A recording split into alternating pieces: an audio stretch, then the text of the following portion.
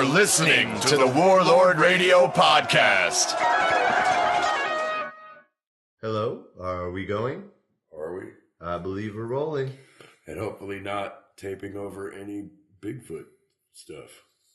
All right, we'll leave it to the gods. I see, just so I'm not crazy, I can see the counter running. Yes. Showing like 15 seconds. And I can see our voices. They seem to be bouncing when we talk, the levels. Yeah. I'm going to bump the mic up just a little bit. Man, maybe we talk too much shit to Jason. Yeah. All right. Well, I guess we're rolling. Well, welcome to Warlord Radio Podcast. Tonight we are without our audio wizard, Jason Rochester, so we'll see how this goes. Yeah, thanks for leaving us. Yeah, right, you dick. Nah, he's actually working. Yeah. So it's hard to talk too much trash. He does. He has a job, so yeah, we can't fault him for that. Professional sound man. Making us jackasses sound better than possible. So if there's a dip in the audio quality, you know why. We apologize about that. Because we are the sound men. But anyway, we'd like to thank you for joining us. Today we're doing a kind of a special bonus New Year's episode, right? Yeah, this is our New Year's roundup. So this is our first, 6 months of doing Warlord Radio. Has it really? It's been that long, hasn't it? I'm guessing. No, I think so. When did we start this thing? We started it in, I don't know. How many episodes do we have? 10. 10? 10. So we started it 20 weeks ago. And a little over that because, we got a little bit of head start before we released the first episode. That's true. So we've probably been at this at least 6 or 7 months. Yeah. We'll round. We'll say that it's approximately half a year. Yeah. Give or take a little bit. I think that's fair. So this is actually going to release on December 31st. So it's going to be a little bit out of order because we do already have a few episodes already recorded.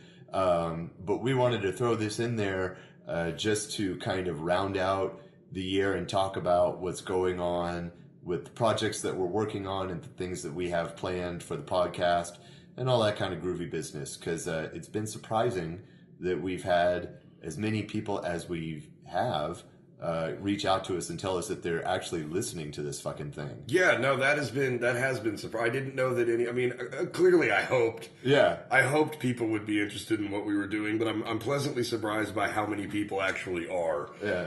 Well, I'm always of the mind,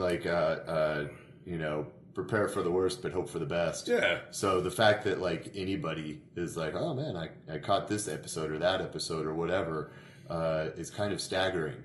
So, we're definitely getting our feet wet, trying to figure this shit out. But at least we're having somewhat of a success. Yeah. Or at least people are having fun laughing at us, which is cool either way. I'm fine with that. Yeah. I'm absolutely fine with that. Are you kidding? But yeah, so this is going to come out very soon from when we record it.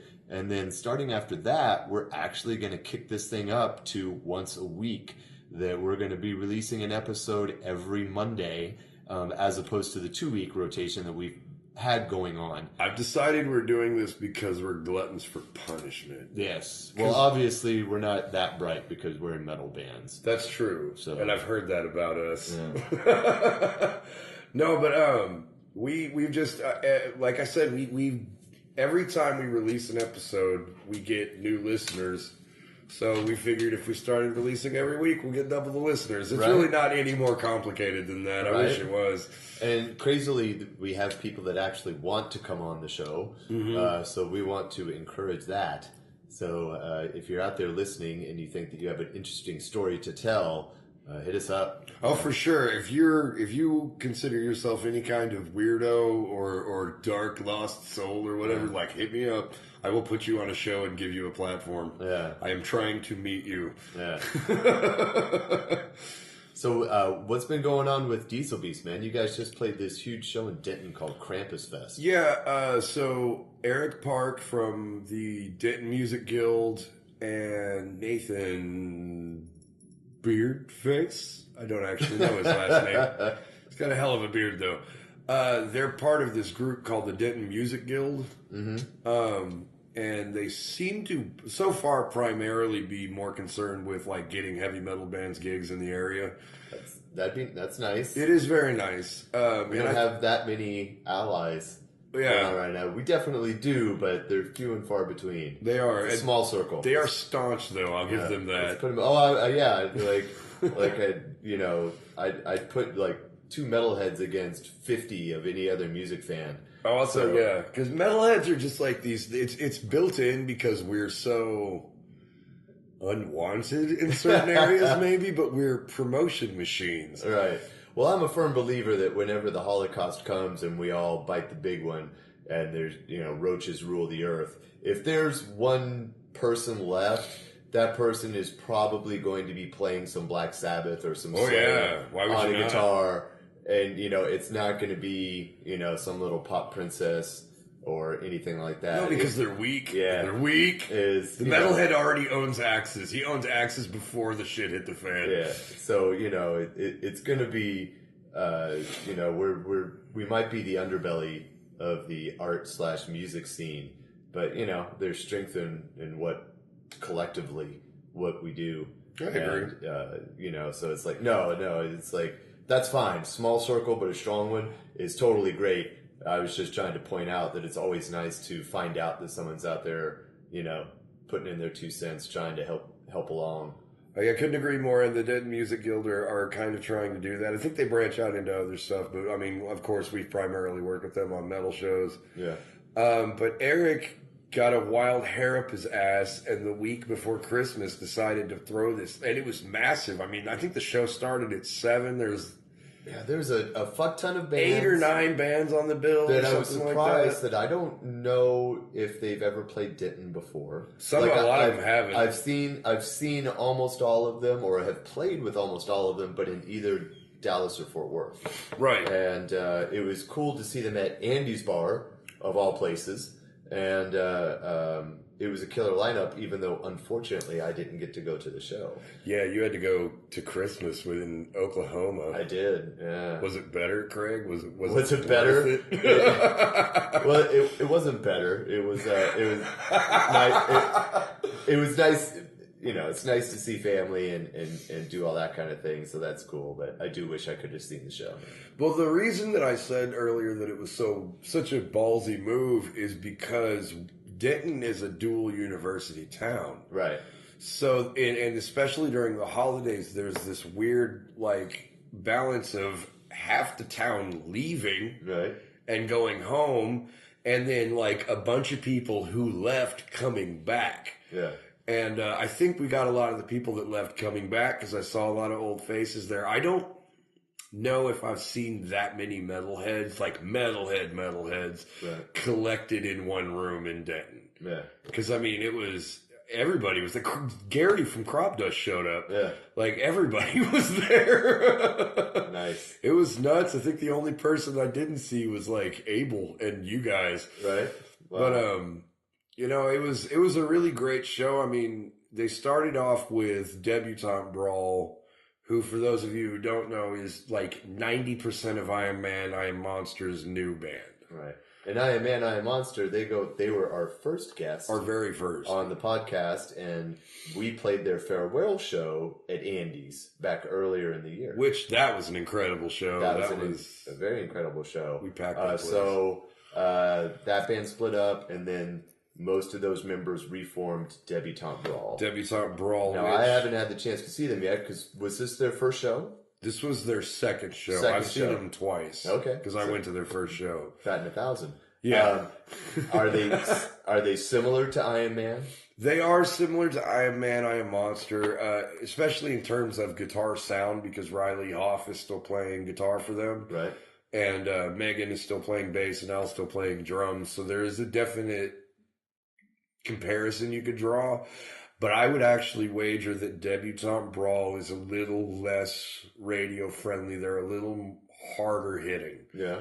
Just in terms of song content. Their lead singer, I cannot remember this guy's name. He was a really charismatic dude. Kind of reminded me of Travis from I Am Man, I Am Monster, although it probably wouldn't be right to compare the two. But, I mean, he could growl and go really, really high and have these really great, clean vocals. And then Megan still did her backing vocals. And I don't know if you've heard Megan Lackey sing. Well, She's incredible. I've seen I Am Man ton of times. Yeah, you have. I don't know if the listeners. Oh, okay. Sorry. No. She's an incredible singer. She's an incredible bass player, and I'm a fucking fan of hers. Yeah. So, I mean, and it just makes, we can't be friends. We're too tense around each other. It's so weird. I'm assuming Al was the maniac behind the kid. Al was absolutely, dude, you should have fucking seen him. He showed up. Because Al's a character anyway. But yes. Al shows up into the show. He has this, like, denim old lady Christmas shirt that he cut the sleeves off of. That has, like, fucking gingerbread men and candy canes and shit on it. And then, of course, he had his classic cutoff shorts that are way too fucking high. And under that, he was wearing, like, these fucking Santa Claus tights. So it was exactly what you would expect if you knew Al. He was absolutely Al, and I think he had reindeer antlers on his hat, and he just, like, he crushed it. He came out to play, and... Greatness. But, I mean, they played an incredible set. They're really, really tight. You can tell they're really well rehearsed. Mm-hmm. And they don't sound too much like I Am Man, I Am Monster that you would like. Sure. Well, confuse the two. Yeah. Right. And I mean, I love you, Travis. I love you so much, but I think I like Debutante Brawl a little bit better just in terms of sound. And then after those guys went on, who was it? Combat played. Combat, right? Who we will have on the show eventually, because I got some questions for those little fuckers. Such as what do you? All right, Combat's great. Combat is a fucking. I don't want to disparage or malign Combat. They're a fucking great band. I really like those guys. I'm a fan of the band. I bought a bunch of their fucking merch. But Combat's only been around like 2 or 3 years, and they keep having lineup changes. They keep getting thrown on these giant shows. They're opening for I Hate God. Right, yeah. They opened for Metalachi the last time they came into town. And that was just recently, right? Yeah, that was about a month ago, if that. And then, oh man. Well, I mean, they played this fucking Krampus Fest. Which was, I mean, this was a big bill. Yeah, well, shout out to Combat for wrestling. Straight up. Like, no, respect, guys, respect. But I want to know how the fuck you guys have been making all the right moves immediately. Yeah, hey, man, some people got that touch. I'm not hating on them. It's like, God damn it, man. Like, you guys weren't even a band a month ago. Right? Yeah. So, okay, I'm glad Combat is a band. I'm glad they're making moves. Oh, no. I just want to know how. No, as do I. I'm always curious to see how bands operate, because each band is different. So it's always cool to kind of hang out and see other bands and how they operate and stuff like that. Yeah. Because, I mean, they're like just different families. Like, each family is different than another, and each band is, like, just the way they do everything, like practice or decision-making or book shows or whatever. So I always like to get the fly on the wall treatment and just kind of observe what they're doing. 'Cause, like, other bands, they'll do things. I'm like, oh shit, they do that way. Like, I never even thought of that, because you get kind of stuck in your own head and just, this is how I do shit. But bottom line, Combat is great, and I'm glad they're doing well. Yeah. Except Nathan. Fuck Nathan. Yeah. But there were some other killer bands on that show. There was Wormchasm from Dallas. Wormchasm, I loved. Shout out to Steven. I have never seen Wormchasm before, and you don't. Craig knows this. I'm a huge fan of black metal, especially like real fucking nasty black metal. Right. I like the super melodic stuff, but at the same time, like, I'm trying to get Satan to, like, melt my soul through music. I really love black metal. And you don't get that in the States a lot, at all in the States, a whole lot. I mean, of course we have black metal bands, but it's not a bigger scene. What's, my 2 cents, what's curious about that is I think that is a bigger phenomenon up north. Yes. Because, like, years ago, we went up and we played a metal fest in Michigan outside of Detroit. And we were shocked at the number of black metal bands that they had. Really? Which, like, the mix down here in Texas, and I know Texas is, like, totally fucking unique as far as, like, scenes and all that kind of stuff. But death metal looms large. Death metal does loom large in Texas. Which, love death metal. And thrash. Shout out to death metal. But there are a lot of death metal bands around here. Yeah. And a lot of the fests have, like, unending numbers of death metal bands.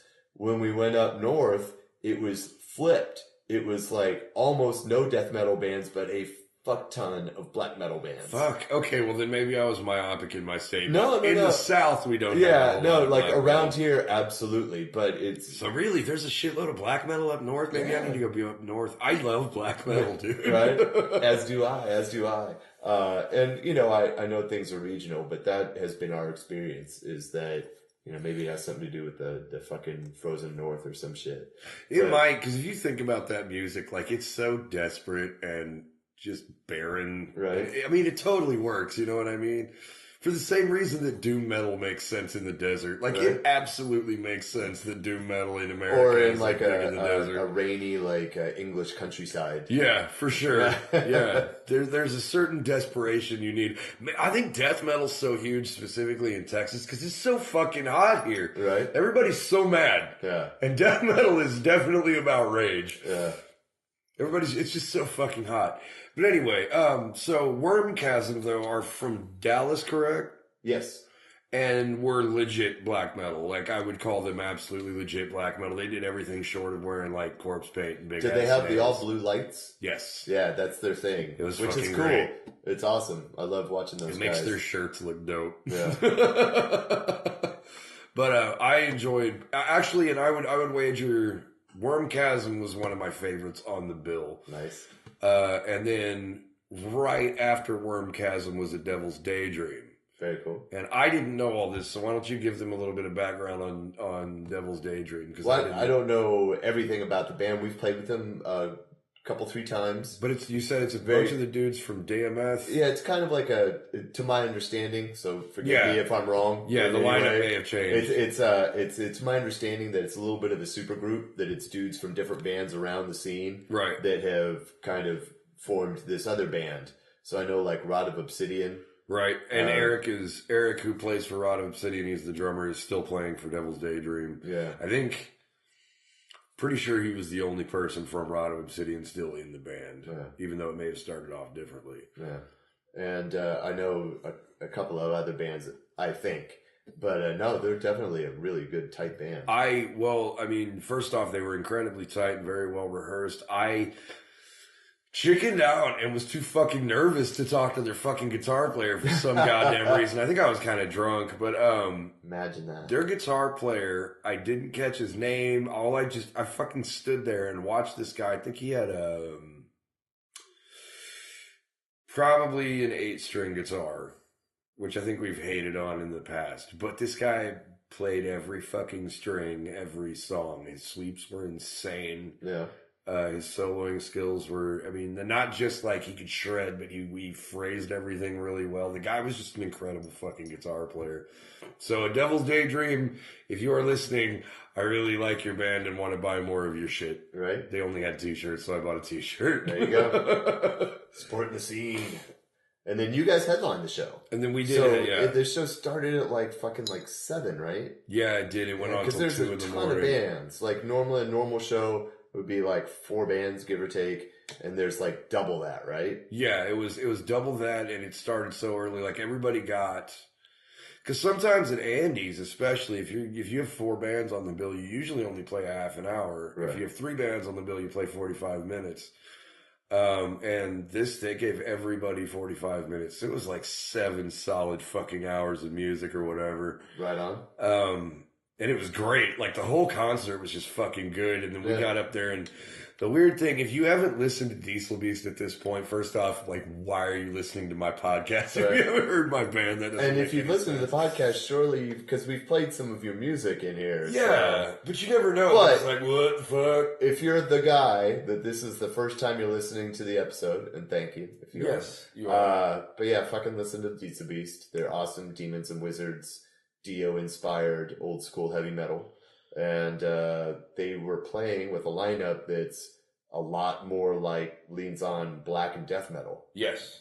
Which happens to us a lot. Like, that's going to happen because there's just not other bands around here that sound like you guys. Too metal for rock shows and like just metal enough to play with all of like the death metal and thrash metal. No, I think you're 1,000% metal enough to, look, to me, like, I don't give a fuck how heavy you are. You're not more metal than Dio. Like, just not Fucking happening. A. Like, no one is more metal than Halford. No one is more metal than Ozzy or Sabbath.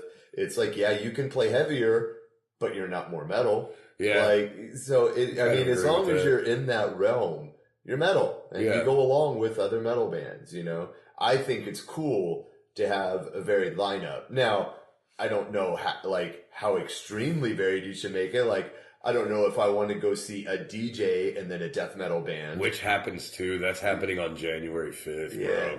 I'm not the biggest fan of that, like, extreme whiplash type thing. Yeah. But I do dig it when bands have different vibes and they're getting up there and playing. But the bill should still make sense. Yeah, absolutely. Absolutely. So, but no, that's awesome. And you guys were the headliner. So. We were, and we pulled a great crowd, and we kept the crowd that was there, which is really the kicker with us. Like, when we headline those kinds of shows, it's like we always bring our own crowd out. Right. So it's usually a pretty good house. But, like, sometimes that bar will clear out of the other patrons that are like, what is this wizard bullshit? Yeah. But they didn't. They stuck around. But that is just the grim reality if that happens to literally everybody. Oh, yeah. Like when you're, at the level of playing clubs as we are, and it's like, especially like towards the end of the night, people are drunk, they start stumbling out the door. And, it's like there's a misconception. It's people like, oh, the headliner. It's like, headlining is typically not the best sweet spot to play. 10 and 11, that's the sweet. 10 o'clock is like the fucking the jam, dude. Well, I'm not talking bad about it. It's great headlining and all that, and you do want to have a strong band headline. Yeah. I'm just saying from the band perspective is a lot of times if you're the headliner, if you get to that spot, is you're fighting against people that are drunk and tired and they're filtering out, or just the casual people that are there. They're like, I'm tired of this. As far as people being tired, there was a pit going that whole night, like from the minute Debutante Brawl started to the minute that we stopped. Nice. And that's great to hear. That's great to hear. And I mean, those guys did not wear out at all. Every now and then they'd run over to the bar and make Eric give them a beer. But other than that, like those guys were in the pit all fucking night. That's great because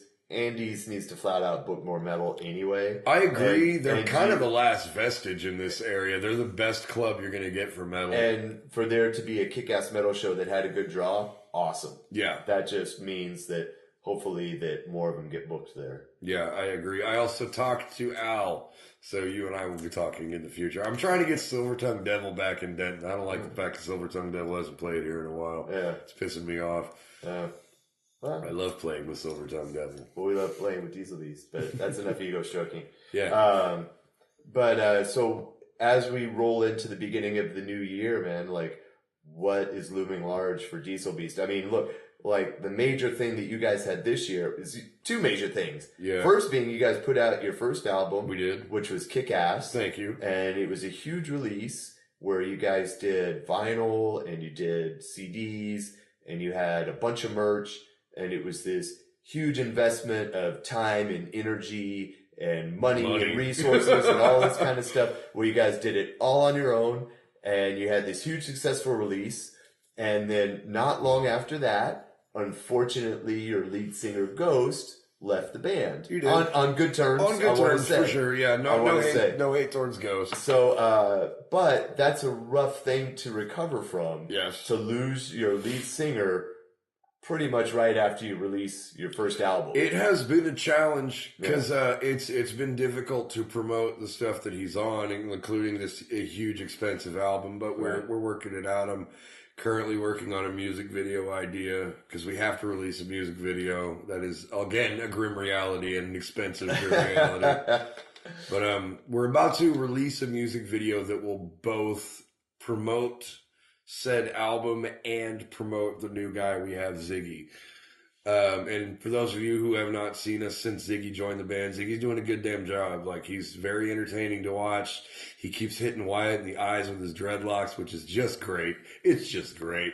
It is so fucking funny to watch. So, I'm torn now because Wyatt's not the new guy.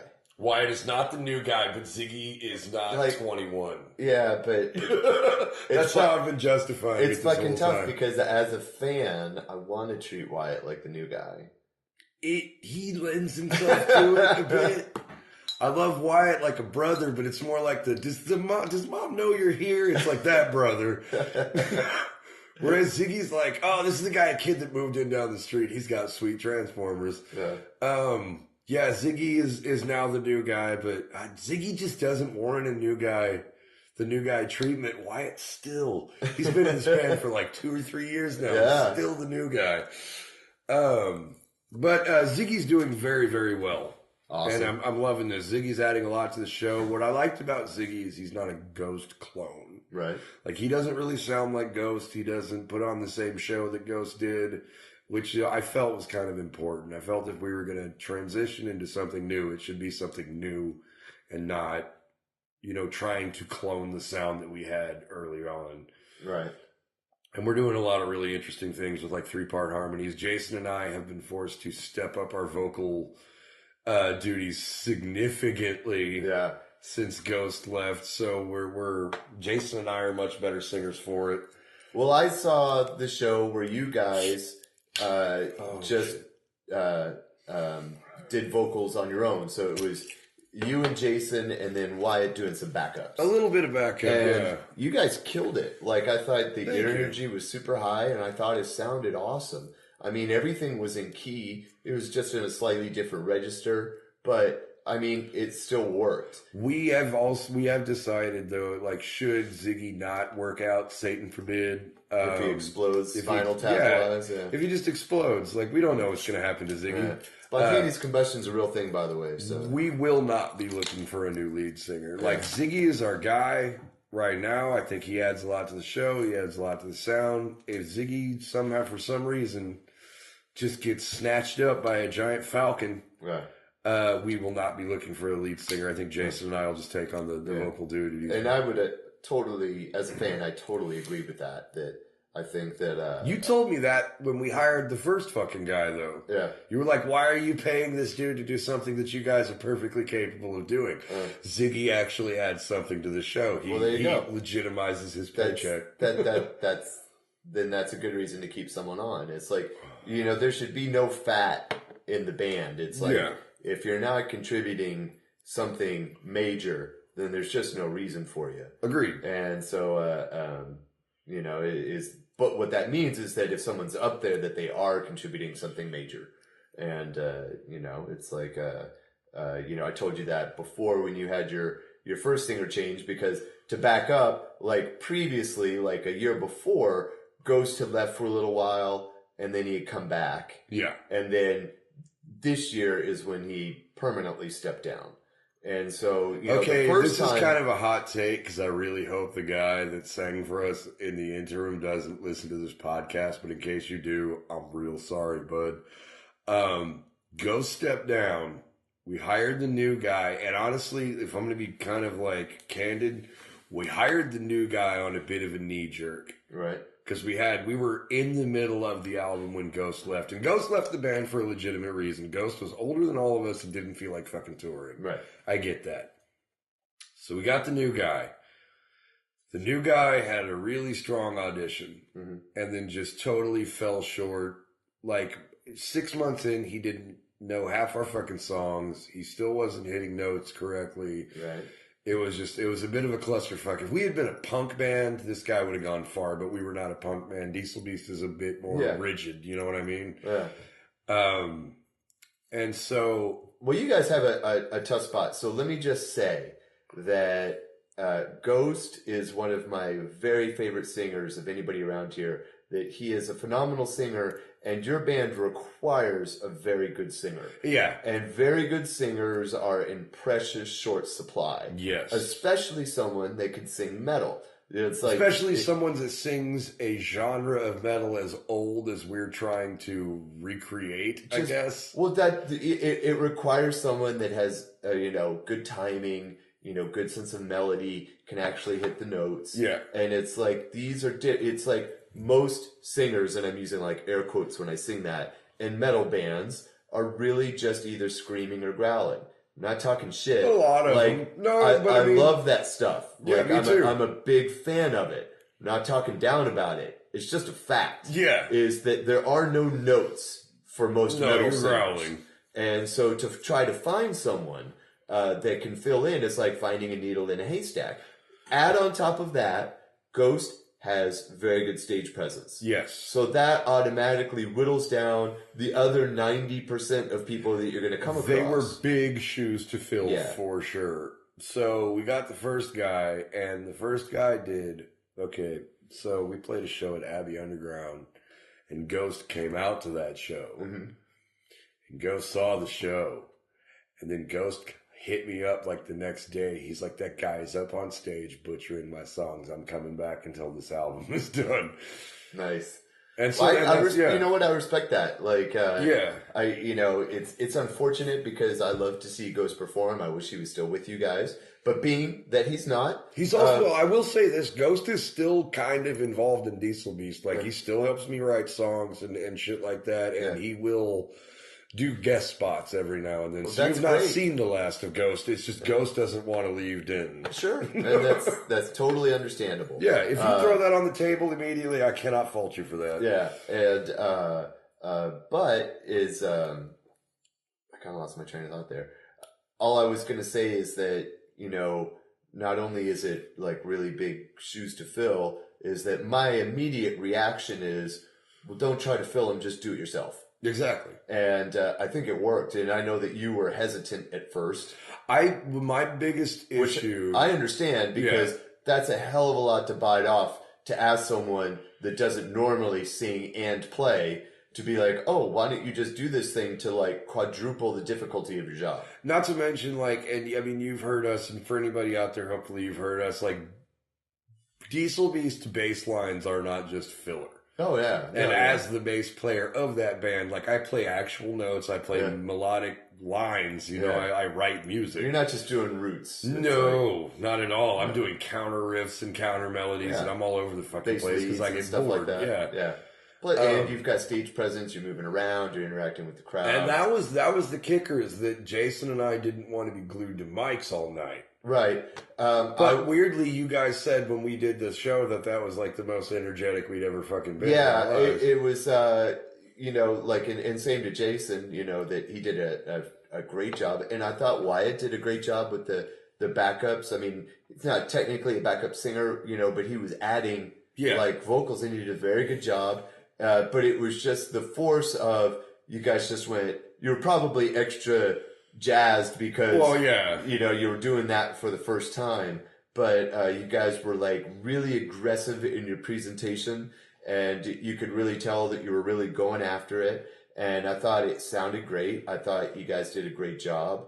And I was like, oh yeah, I was like, there's no reason to add anything else to this mix because this works. Right. And, you know, if something works... Your guitar player Alex said the same fucking thing. It is, you know, it's kind of like, it's like, you know, like zeros or ones. It's like something either doesn't work or it works. Right. And when it works, you just know it, and it worked.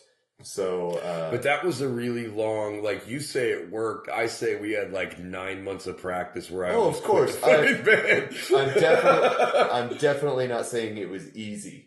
Like, not at all. Like, I realized it was a really rough transition. Put in a hell of a lot of work, and I'm sure the first few practices were super discouraging, just because it's fucking hard to add that in. There was a point where I straight up like told Jason, I was like, you probably shouldn't be singing, and I totally take that back now. Like, he's a great singer now. Yeah, you know what? Sometimes you need that kick in the ass, and maybe at that particular moment it just wasn't working. Yeah, you know, sometimes you just.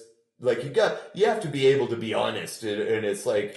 And that was, again, one of the reasons that the last guy didn't work out, is we were unable to give him criticisms that he couldn't take personally, whereas Ziggy, I'm pretty sure I could just, like, throw a knife at Ziggy, and he'd be like, okay, I'll try harder. Yeah.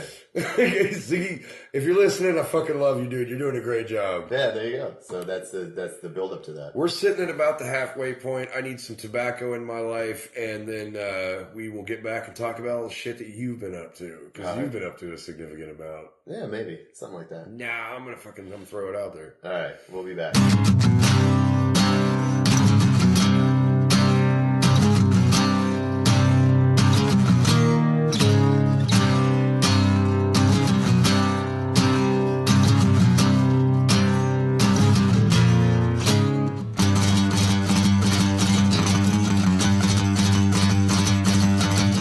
scalpel edge opens the wound. Gloved hands pull out the gore.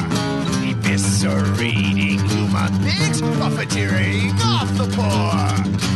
Harvesting the masses, placed under subjection. Unchecked corporate tyranny, birthing narrow distraction.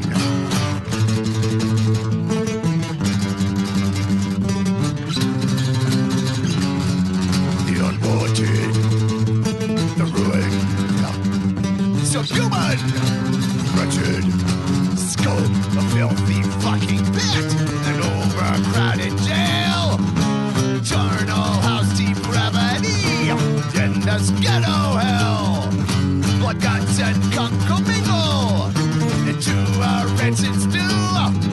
The progeny of refuse rises, a bell disease shot through.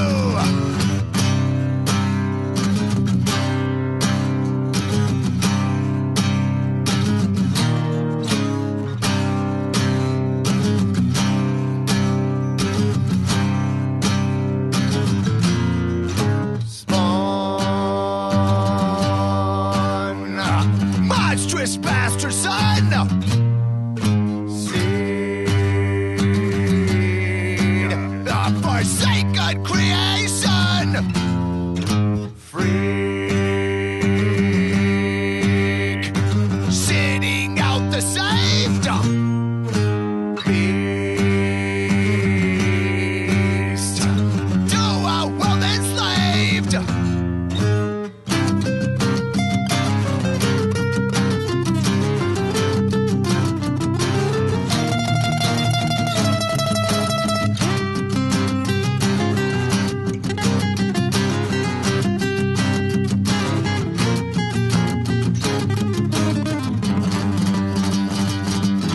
Demonic fourth world politics, humanity a crime. The rage and pain linger, rising from the slime. Born of the sad and broken, a blood-free, cruel and mean. Slave to its greed hunger, driven by its victim screams. The unwanted, the ruined, subhuman, wretched.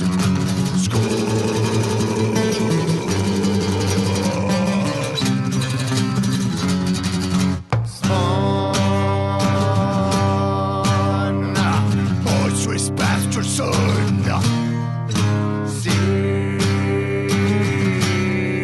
of forsaken creation, freak, sitting out the saved.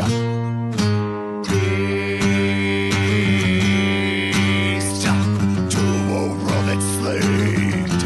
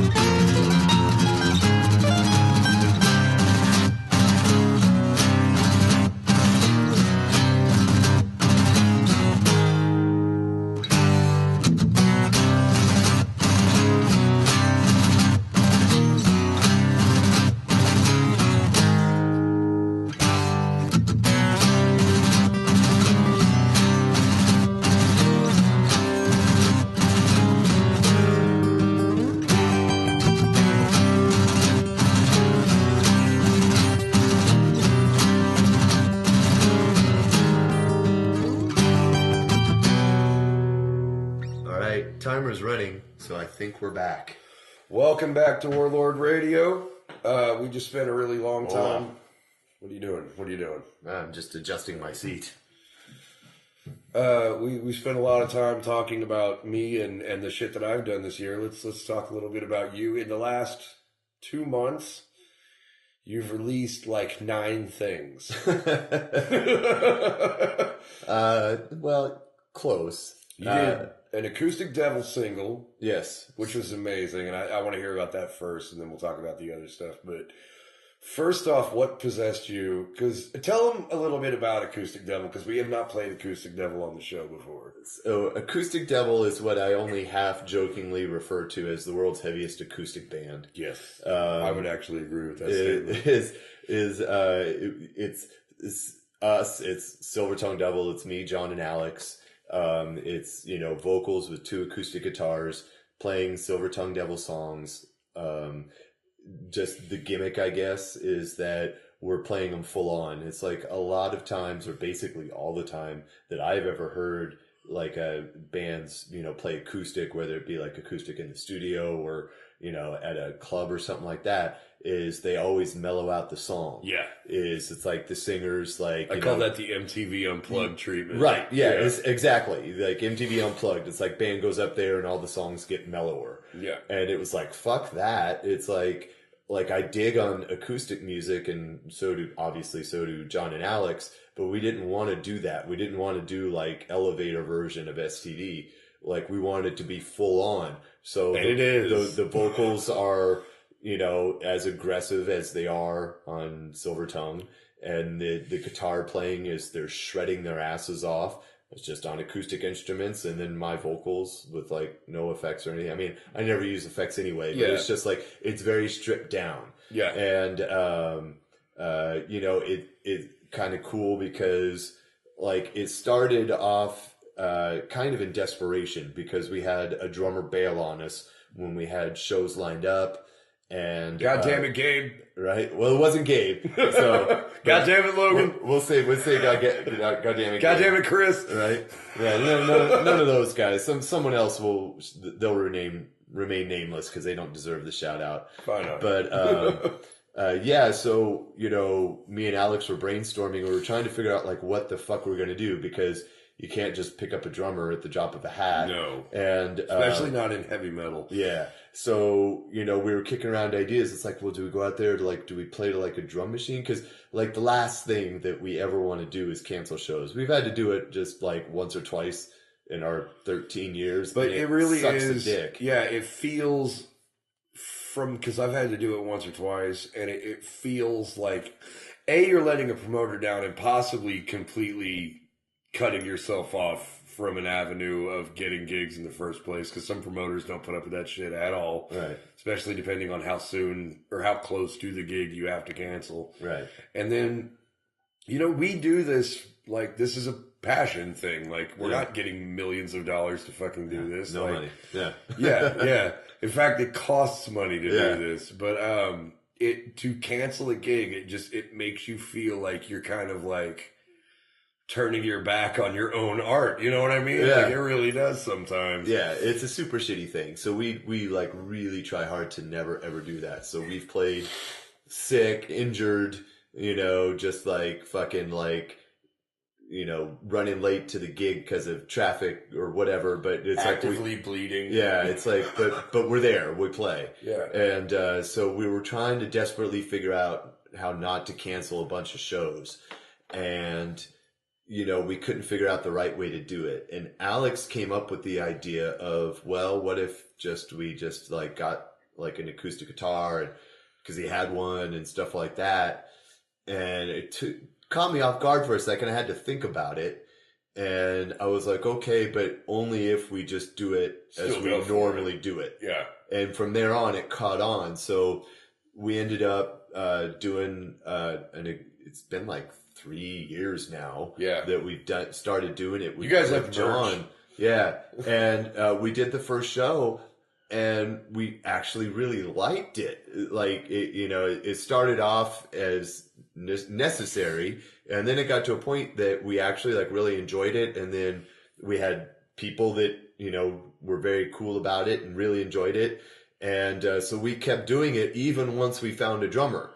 And then it became its own thing where it's like we still do STD full time, but we also do acoustic metal shows whenever we can fill in or we have the opportunity.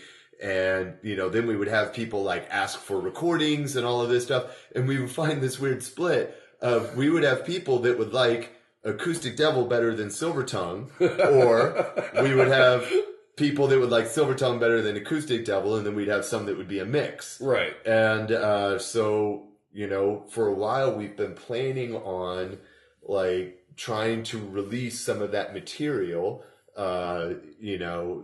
better than just like YouTube clips and stuff like that. So we've been working frantically for over a year to write and get our 4th album done. So we've done 3 full-length albums. We started work with our drummer Chris, started work on the new album. Chris had to leave just because of family and life got in the way, and amicable split. Shout out to Chris Luna. Love the dude. But Gish had to unfortunately exit the band. So then we had Logan. Shout out to Logan. Shout out to Logan. And he came in the band. And Logan was kind of your Wyatt. Yeah. I love that dude. But and Logan's great. And, we worked the hell out of Logan in a short period of time, because not only did we try to teach him a bunch of our back catalog, but then we're also working on new stuff. And he was a real trooper, and he did all of it. Good drummer, too. Yeah, great dude. But then, unfortunately, something happened with him where, again, he got busy because he was working and going to school and, had a very serious girlfriend, and he just had life step in. Right. And so then we lost momentum again. And then, luckily, now we've got David Cruz in the band from Black Chamber. Black Chamber, yeah. He's a great guy. He's actually filled in for some of those other guys for us before. Nice. And David's a great fucking drummer, too. When we came calling, he was the first guy that I called, and I was like, if you can't or don't want to do this, I understand, but I at least want to give you the invite that we would like you to be the guy. Yeah. And he thought about it. He's like, I really want to do this. Give me a couple of days. And he came back and had talked it over with his girl and, cause he's got like a family and a serious job, and he's a busy dude, you know? And, he's like, I want to do it. And so we were very lucky to be able to score someone of his quality. And, so then, we've not only been training him up on our back catalog, but teaching him the album that we've been collectively working on for like a couple of years now. So, in all that time, constantly playing shows. Right. So it's like playing multiple shows you guys every play month. More than probably anybody else I know on the scene. Yeah, no, I was about to say with the exception of ... but no, you guys are more consistently busy than anybody else I know, I think. Yeah. And you always have been. You've always operated that way. Yeah. It's amazing that you get other shit done. So, yeah, we do try to keep busy just to keep that forward momentum going. Just because I hate the idea of idleness. Yeah. So it's like if we're not directly preparing for a show or a series of show, we're either learning new songs or working up old songs that we haven't played in a while. Yeah. So there's always something going on. And, just because of that kind of attitude is the only reason like we're able to have material ready. Because if we took our time about it and sat back and thought about it, it'd be like 5 years from now. Well, and that's another thing again, and I don't know if this is necessarily exclusive to the metal scene, but it was a big reason that, we've jumped on a bunch of stuff is like there's so many bands and so many fans, like metal fans are legion even in this area. But like if you go away for a while, there is a chance that you will be forgotten about. Oh, sure. So it's better to not go away for a while and just kind of work through the shit until you've hammered it out again. I mean, for me, it just comes down to preference. Like I have totally seen and enjoyed and support bands. I mean, there are totally bands out there that will never fucking play, never as in like maybe they play once a year. Yeah. Or, they only play like a festival in Europe. I want to know how they do that. My personal brain won't let me operate like that. Right. And me too. And that's exactly my point is that there are totally bands that can pull off, we only play like once every 3 months. Awesome. Yeah. Like, good for you, man. And they put on great shows. And they put on great shows and they do good work and all this kind of stuff. That's awesome. Like there's no like set formula. It's just for me. I like playing live. And I think that there is no substitute for getting tight and getting good than just getting out there and doing it. And, there's other bands that, you know, it's like maybe they space it out more, or maybe they're just like super selective on their shows. And if that works for them, that is awesome. But I would argue that you're best when you're in fighting shape. Yeah. And you're out there and you're doing it and you're training yourself. And then when you come in and you play a show and you really nail it, it's like people are like, wow, you know, that was killer. You guys were so tight. Like you were just talking about with like, you know, like Wormchasm or Devil's Daydream or something like that. Like when you sit back and you're like, wow, those guys fucking nailed that set. Yeah. It's like that only comes from work. Yeah. Like there's no shortcut to that. No, there's a momentum that is built. So that's what I mean by momentum. It's like, you know, the thing about like popularity and stuff like that. Who knows? I'm not qualified to talk about that because obviously we're in a metal band. It's not like same. We're not packing House of Blues and no one's flying us on jets. Is you know, we're very appreciative of the people that come out to see us and support us or listen to our music or watch our videos or whatever. Or listen to our podcast. Or listen to our podcast. Yeah, yeah. Shout out to you guys. But yeah, you know, we're just doing our best just to make a name for ourselves and carve out just a little elbow room in that crowded landscape. And I'm not in this for the money, dude. I'm in this for the glory. Right. So that's kind of the background to the whole thing. So, you know, we finally got squared away with the drummer and we're like, all right, first thing we're doing, dude, is we're teaching you all of these songs. And we're actually still working on it. Yeah. But so the plan is that we were going to go in the studio and we were going to do a split single. We were going to do one Silver Tongue and one acoustic. And then we were going to get that out into the universe and promote the shit out of that as the teaser for the upcoming album. Okay. So we're recording the upcoming album early this spring. It's called Synergy, kids. It's a really good idea. Right? And so we did. We went in a weekend and we recorded a Silver Tongue Devil song called Full Spectrum Dominance and an acoustic Devil song called Spawn of Subhuman Copulation, and recorded it with our buddy Rob of Audio Science Laboratories. He also does Squid Pie printing. Okay. He does like t-shirts and merch and stuff like that. And then is he the one that does your many, many, many t-shirts? You have so many fucking t-shirts. He does some of our t-shirts. Okay. We also work with a guy. He runs Paul Bearer Press out of Austin. That's such a cool name for a printing company. And he's a dude that I met at Texas Frightmare Weekend. Him and his wife are in Beerland down in Austin, and they also do merch. Nice. And they've done a bunch of merch. And then our buddy Rob has kind of recently gotten to the merch game, and he started doing some stuff for us too. So Rob did our tie-dye shirt. Oh, cool. Yeah. Yeah, my fucking wife loves her tie-dye shirt. That might be the only one I don't own from you guys. Yeah. I'm not a big tie-dye guy. I mostly just wear black clothes. Well, I mean, that's me too. I'm colorblind as fuck, dude. I can't match that shit. But it was a funny idea that we kind of floated out there as a joke. Well, you know, what if we put out like a tie-dye shirt? And we had a flood of people that were like, yes, we will buy that. It's like, all right, so we did it, and it was a huge hit. My household owns at least one copy of that tie-dye shirt. So that shit like sold out immediately and all that kind of good stuff. I spent so much money on your fucking merch. It's ridiculous. Well, thank you for your patronage. You got it, buddy. Thank you for the beer you brought. Right. So we were back in the very beginning of December. We had the big release of meaning that we got it up all over the internet, like literally anywhere that you can look, it'll be there. Yeah. Went on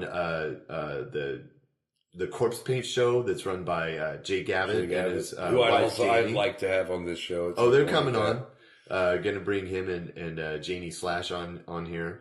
We're not typically in the business of promoting other podcasts on the show, but like check out the Corpse Paint show. It's special. They're great. They're great people and they run a fun show.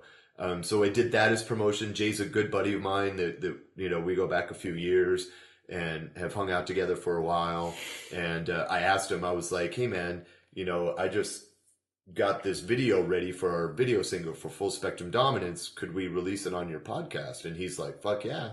So we brought it out there. So we did this video shoot for the Silver Tongue Devil album, and that was just the huge undertaking in and of itself, because I ended up kind of by default just doing everything myself. Yeah. So I was the cameraman and the editor and yeah. so I had my buddy Scott, who we interviewed, his episode is gonna show up soon. So he's a friend from Frightmare Weekend. I think we talk a little bit about the video on that episode. Yeah. So good dude.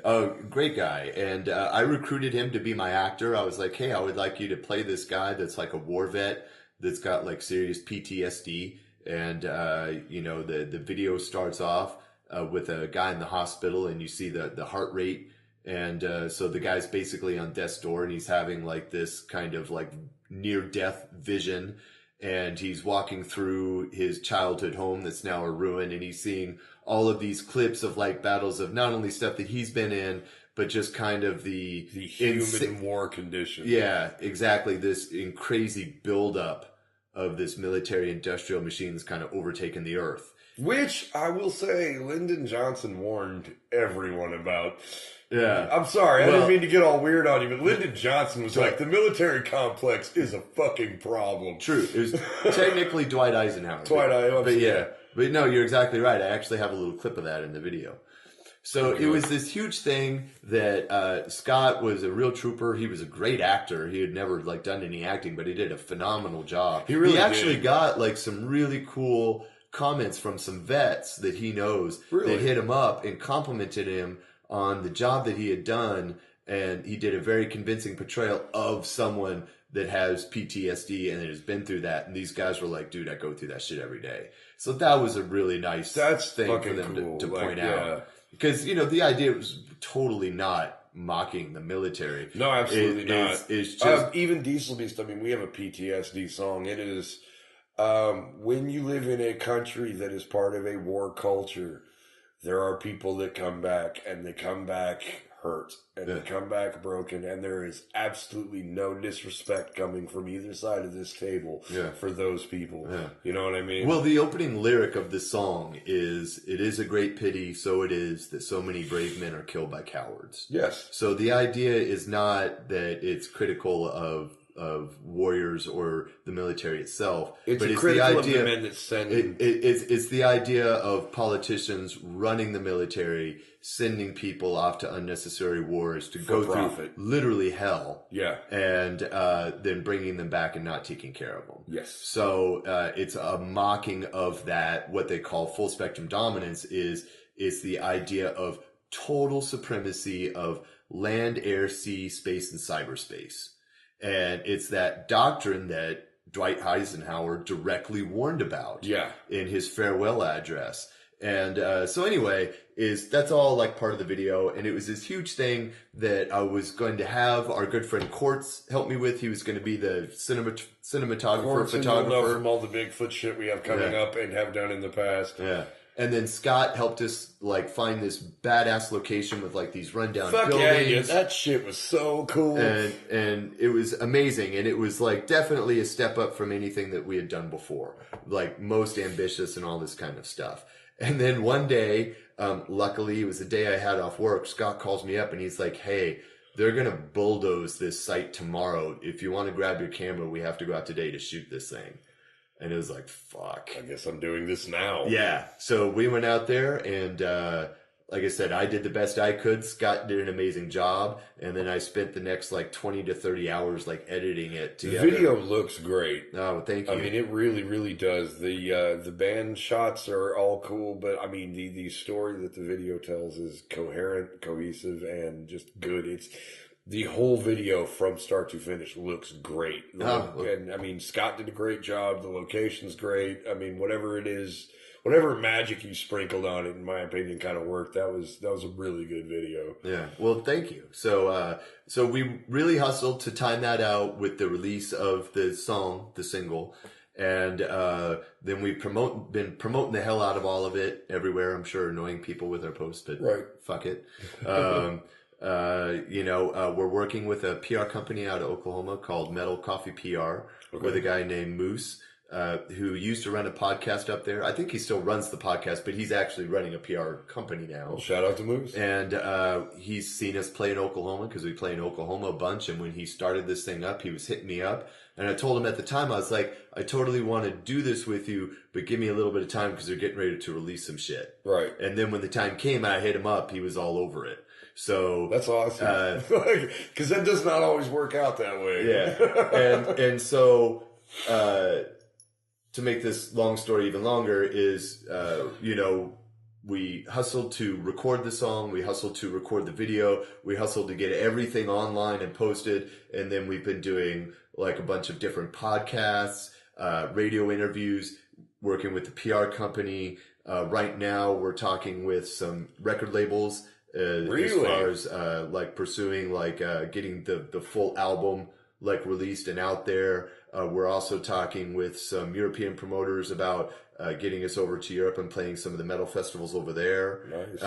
And then we've got our friends that we know from around the country that have invited us to play with them before, taking them up on the offer to go play like the West Coast, the East Coast. That is the same mission that Diesel Beast is on this year, is that we want to get out of Texas and get out there. You know what I mean? And so I'm really happy this is going on for you, man. Like, I hope that this shit pans out. You guys have certainly put in the work. You absolutely deserve it. Yeah, thanks. In my opinion. And I mean, your fucking single and your videos, it's so fucking good.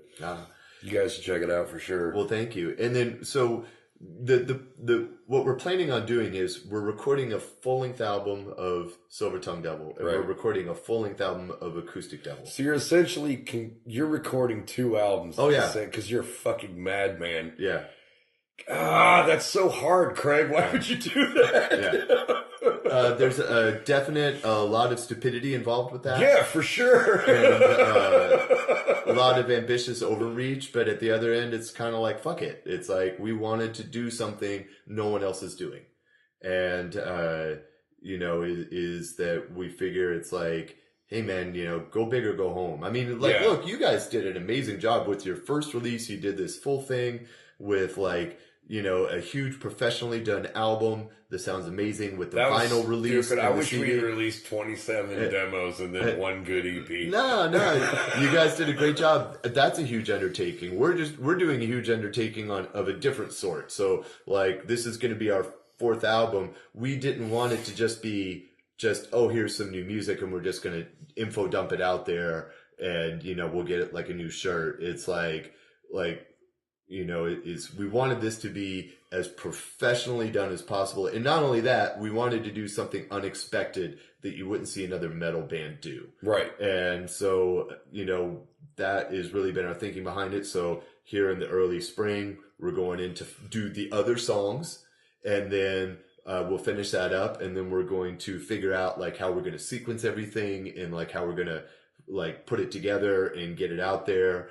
And then, we're in the final stages on deciding like which label to kind of work with. And we've got a pretty solid idea of what we're going to do. And we'll make an official announcement whenever that gets wrapped up. Good deal. And, then we just hope to hit the ground running once all of this is ready and out there. So we're already planning. We're like 95% sure that we're going to be returning to South by Southwest this year. Nice.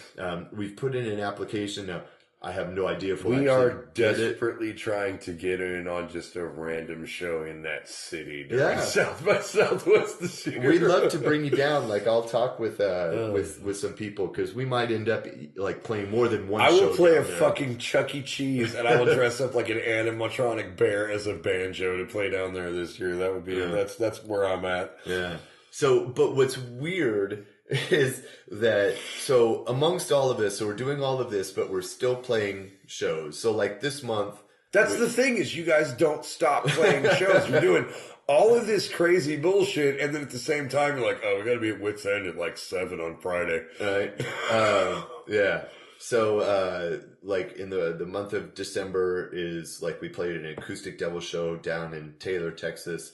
And then we played a Silver Tongue Devil show last weekend down at Wits End. We've got more shows coming up in January and stuff like that. But is because we're trying to scale back just to enable us to like finish up like the writing process and get everything totally squared away with the new album is we've been playing less. So we've been playing like... Have you? Yeah. Like we've been playing like 1 or 2 shows a month for the last 3 months. You've been playing a lot less Thursdays. And it feels weird. Like it feels like we go a fucking long time between shows. And you guys play so fucking much. God damn, I feel like I'm out of shape. Like it's been 2 weeks since we played, you know. But it hasn't even. You played like last week. Well, we played last week. I just mean in general. See, no, your analogy falls flat because you never stop playing shows.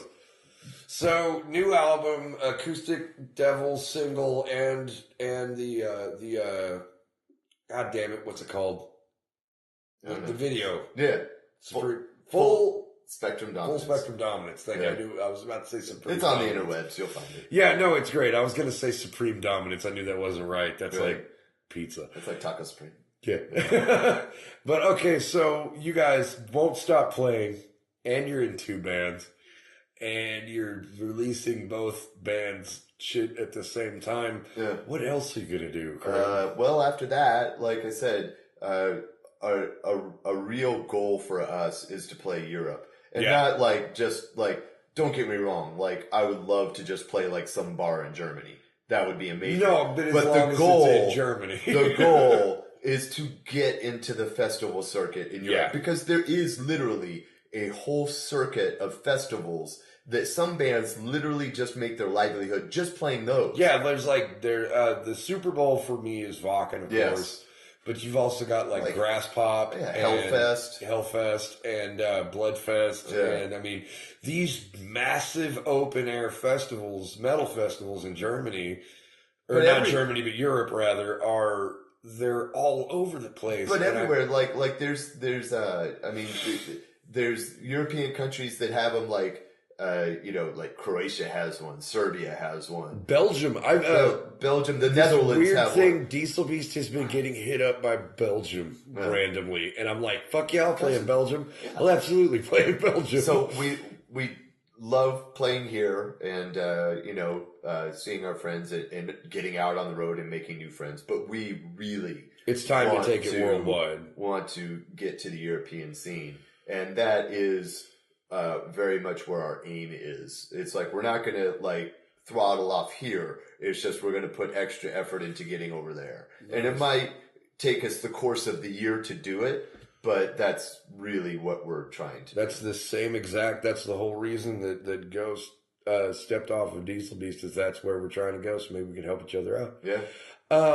Okay. Anything else that you would like to say, Silver Tongue Devil or Acoustic Devil wise, before we talk about kind of what's going on with the podcast within the next year? Well, we are gonna, you know, so we've done the video release for STD. We are going to do a video here very shortly for Acoustic Devil. Which, man, if you don't let me wear a black robe or something in that video and stand in the background, take that as a personal offense. No, man, we're gonna bring in our friends for this one, and hopefully, I've been talking with Quartz that since we weren't able to use him for the last one, just because time constraints, he's the first guy that we're trying to work with.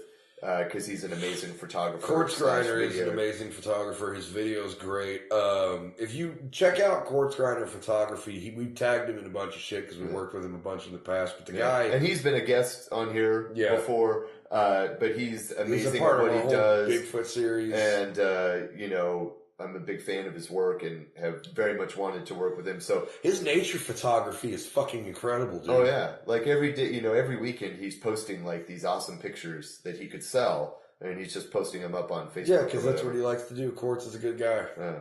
You should so we're going to be knocking out an AD video here real soon, and then we'll have a big video release for that, and then we'll be kicking out the album, and then hopefully people dig what we're putting out there. I mean, we're really excited for people to hear like the newer stuff that we've been working on. I'm excited to hear it as well. Like we've been like kind of running it by on a show here or there, like play a new song here or there and stuff like that, just to kind of demo it. But a lot of the stuff no one's heard yet except for us. I'm an album guy. Like, I like to, when a new album drops or something like that, I like to listen to the first to the last of the album as the artist intended. You know what I mean? Typically.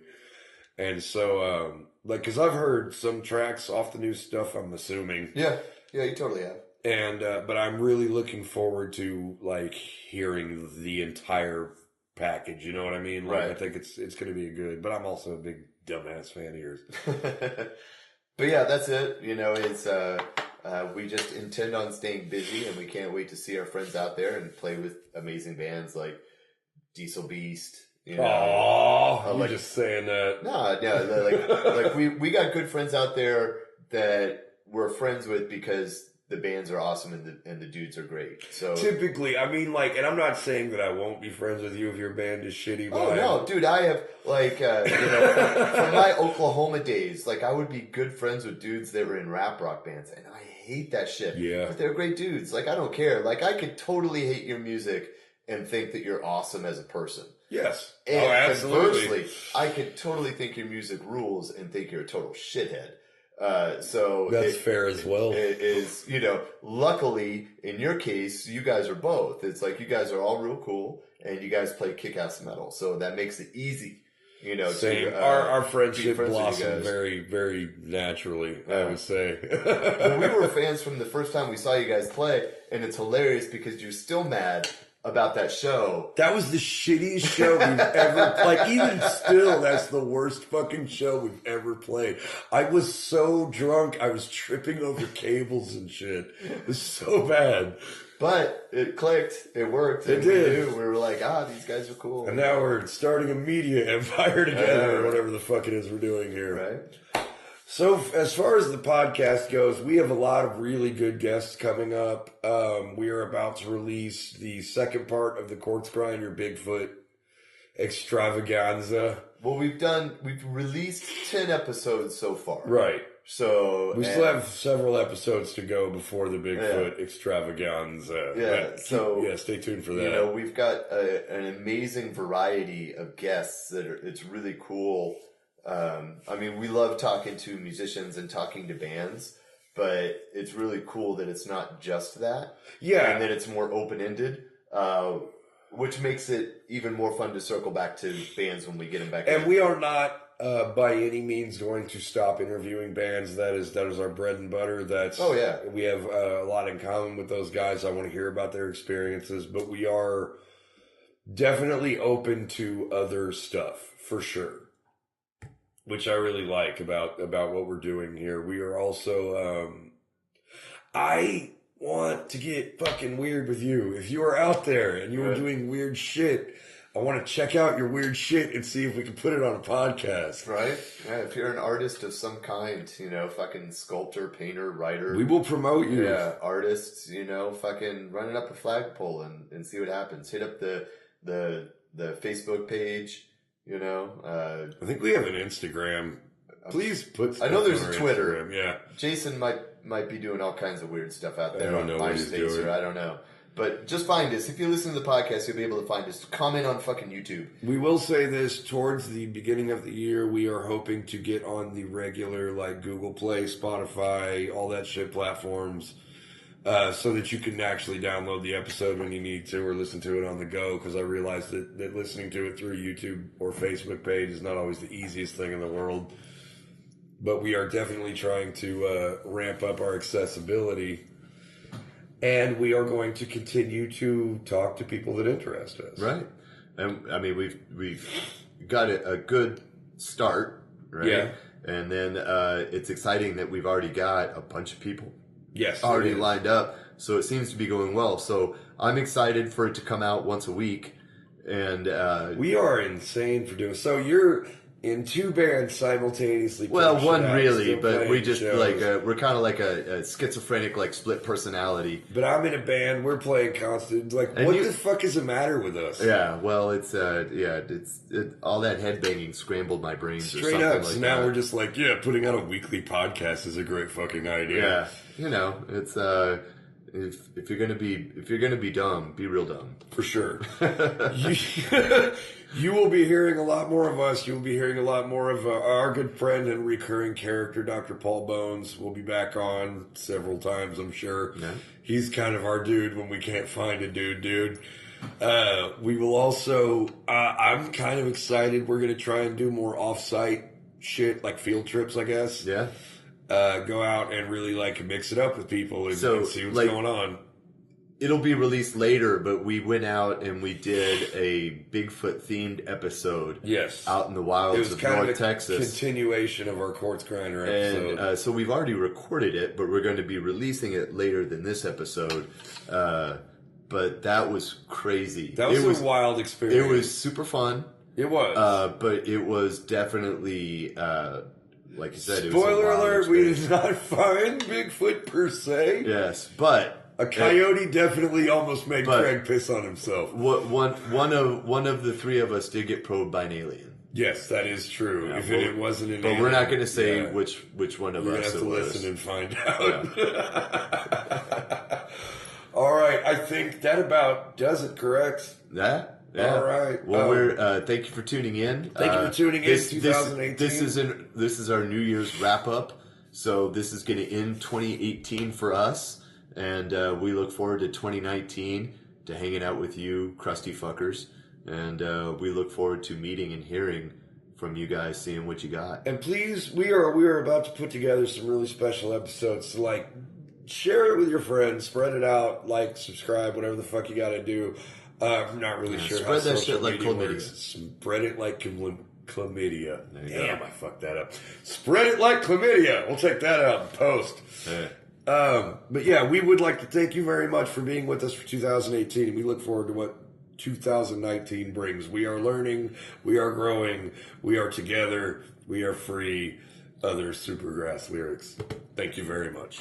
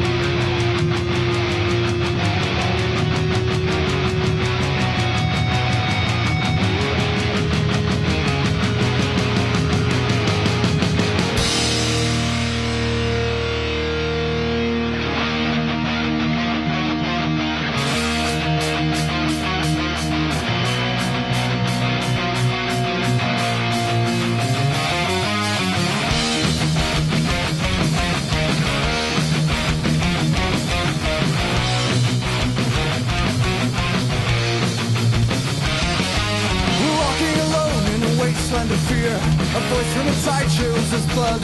You were brought here to carry out orders. There's no place in your conscience for love. With these two hands at Black Wolf's command, executing every evil plan, destroying the believers of the land. He does not know. He may not care. His time moves slow. Smoke in the air.